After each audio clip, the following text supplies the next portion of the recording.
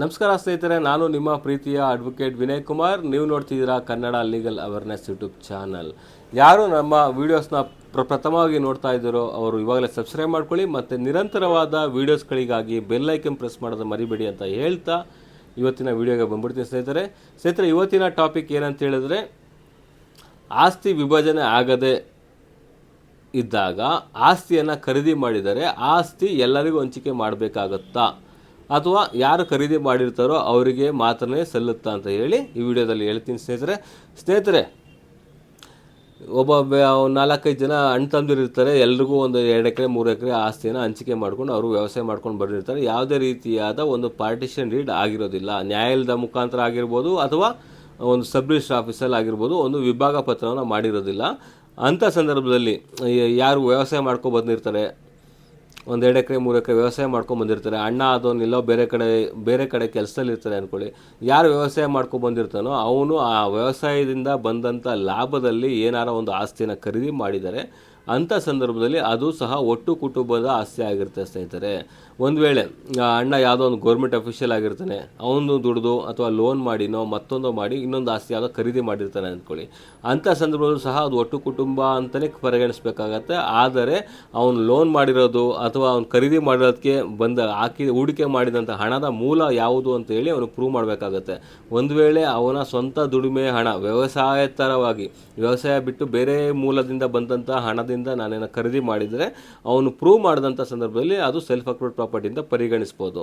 ಒಂದು ವೇಳೆ ಯಾವುದೇ ದಾಖಲಾತಿ ಇಲ್ಲ, ಯಾವುದೋ ದುಡ್ಡು ಬಂತು ನಾವು ತೊಗೊಬಿಟ್ಟೆ, 4 ಎಕರೆ ಜಮೀನು ತೊಗೊಬಿಟ್ಟೆ ಅಂತ ಹೇಳ್ಬಿಟ್ರೆ ಅದು ಆಗೋದಿಲ್ಲ. ಯಾಕಂತೇಳಿದ್ರೆ ನೀವು ಒಟ್ಟು ಕುಟುಂಬದಲ್ಲಿ ಇರ್ತೀವಿ, ನೀವು ಬೇರೆ ಬೇರೆ ಮನೇಲಿರ್ಬೋದು, ಬೇರೆವಾಗಿ ಸಂಸಾರ ಮಾಡ್ಕೊಂಡಿರ್ಬೋದು. ಆದರೆ ಯಾವುದೇ ರೀತಿಯಾಗಿ ಆಸ್ತಿ ವಿಭಜನೆ ಆಗಿಲ್ಲ ಅಂತೇಳಿದ್ರೆ, ವಿಭಾಗ ಪತ್ರದ ಮೂಲಕ ಆಸ್ತಿ ವಿಭಜನೆ ಆಗಿಲ್ಲ ಅಂತೇಳಿದ್ರೆ ಯಾವುದೇ ಆಸ್ತಿಯನ್ನು ಖರೀದಿ ಮಾಡಿದ್ರು ಅದು ಒಟ್ಟು ಕುಟುಂಬದ ಆಸ್ತಿ ಅಂತಲೇ ಪರಿಗಣನೆ ತಗೋಬೇಕಾಗತ್ತೆ ನ್ಯಾಯಾಲಯ. ಆದ್ದರಿಂದಾಗಿ ಏನು ಒಂದು ಆಸ್ತಿನ ಖರೀದಿ ಮಾಡಬೇಕು ಅಂತ ಇದ್ದೀರೋ ನೀವು ವಿಭಜನೆಯನ್ನು ಮಾಡಿಕೊಂಡು ಪಾರ್ಟಿಷನ್ ಡೀಡನ್ನು ಮಾಡಿಕೊಂಡು ನಂತರದಲ್ಲಿ ಖರೀದಿ ಮಾಡೋದು ಉತ್ತಮ.